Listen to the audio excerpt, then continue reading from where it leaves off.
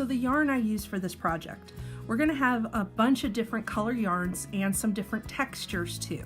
The primary or main colors we're going to use, I have these four here: black, an off-white, this orange red color, and a lavender. And you may notice these are actually all the same brand yarn, so they're all exactly the same weight. It doesn't matter if everything you use is exactly the same. In fact, slightly different weights, slightly different textures really add to the feel of the bag. But you want to keep everything relatively close to the same size just so that it's not going nuts. For me, I'm using a fairly lightweight yarn here. I think it's a category 2 or 3. And the hook I'm using to work with that is a 2.5 millimeter hook. I find that keeping the hook a little on the small side keeps the stitches for me neater and therefore keeps the whole design looking pretty good. There is no specific gauge. If you use a heavier weight yarn, you're just going to get a slightly larger bag, and it really looks nice with different types of yarn. So play around with it and see what really works well for you. So, like I said, the 4 main colors of yarn I'm going to be using. I also like to throw in occasional textured yarns or variegated yarns just to have it again play with those colors and textures. So the first one is a variegated yarn that I'm going to be using. It's sort of this blue-green color.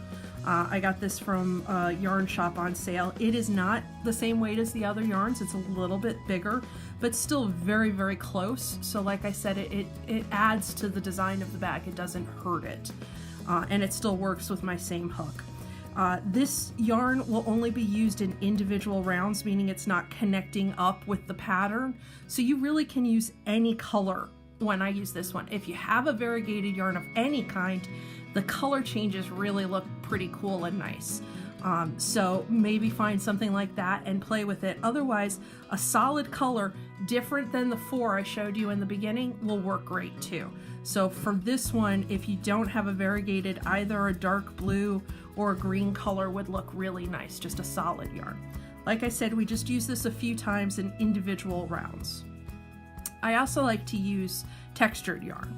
So here's another one that I found on sale somewhere. I don't have a ton of it, but I like it because it's got some sparkle in it, which looks great, and it's really nice and funky textured, so it works well. It's definitely quite a bit bigger than the other yarn, but again, still sort of in that same family in terms of size, so it works with the hook and it looks really nice. If you got anything furry, textured, any color, something with some sparkle in it, works really great here. If you can't find yarn like that, just pick a solid color in a similar weight. Something magenta or purple would look really good. You just want it different than the primary 4 colors we're using.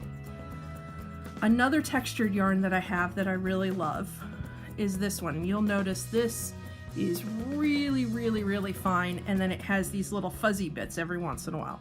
So it is way too small to work for this project, but if I combine it with another yarn that's the same weight as the others and do them at the same time, it adds some interesting color and texture to it. So you'll see me doing that. So if you have a super, super lightweight fine yarn that's got some interesting color or texture you want to use, either double it up or add another yarn and do the 2 together. You can still introduce it into this bag and they look fabulous. As I said, this is just going to be a couple of individual rounds. It doesn't connect up to the pattern, the overall pattern we're doing. So if you have something like this, it works well. If not, just a bright yellow or a bright green, any color that you want that's different works well too. So again, looking at them all together, we have the 4 primary ones,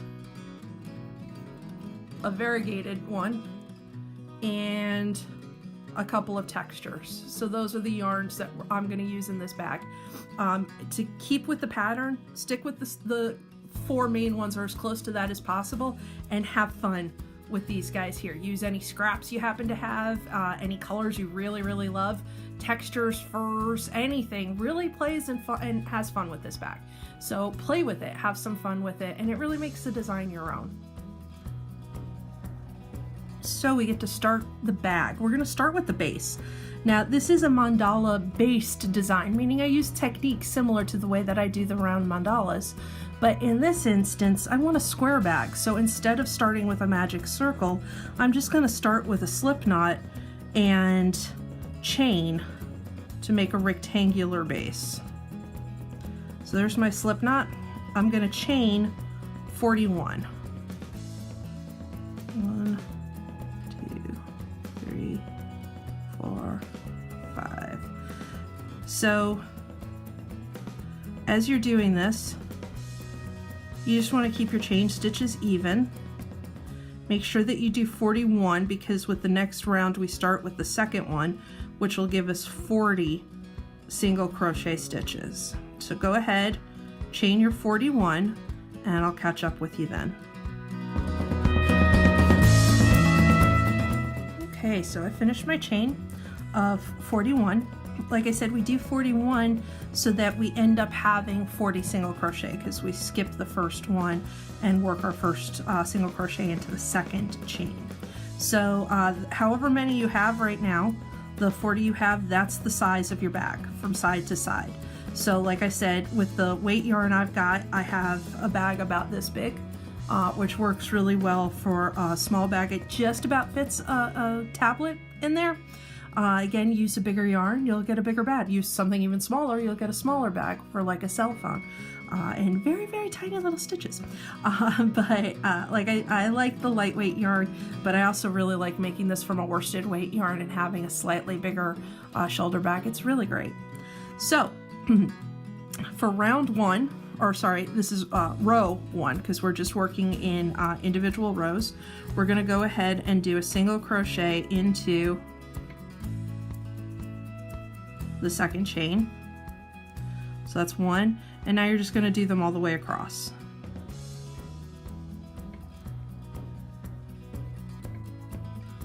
Two,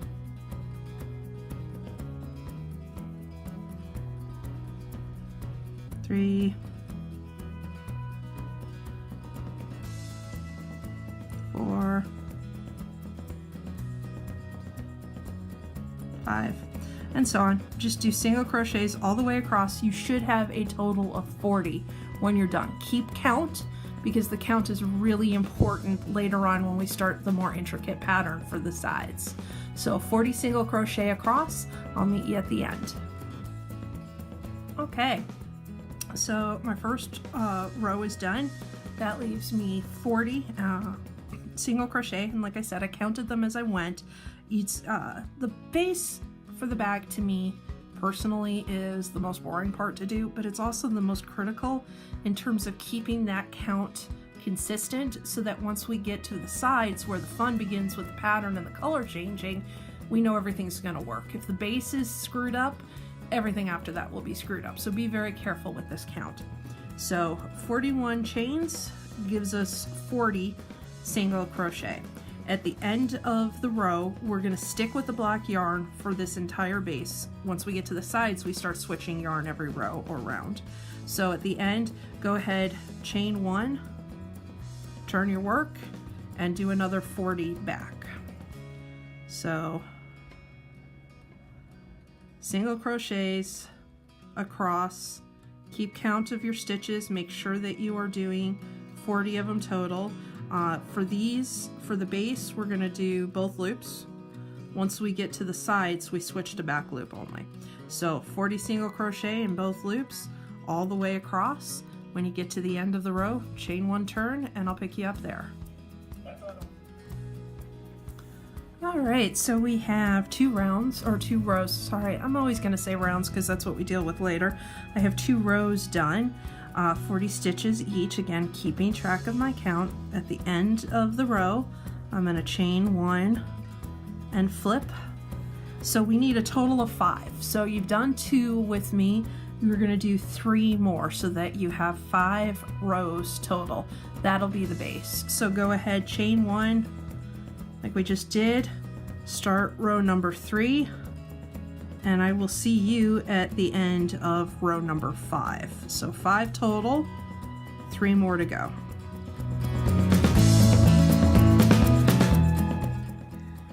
All right, with the 5th row done, our base is done. So you can actually go ahead and cut your tail end, fasten off, and we're ready to start the first round of the side.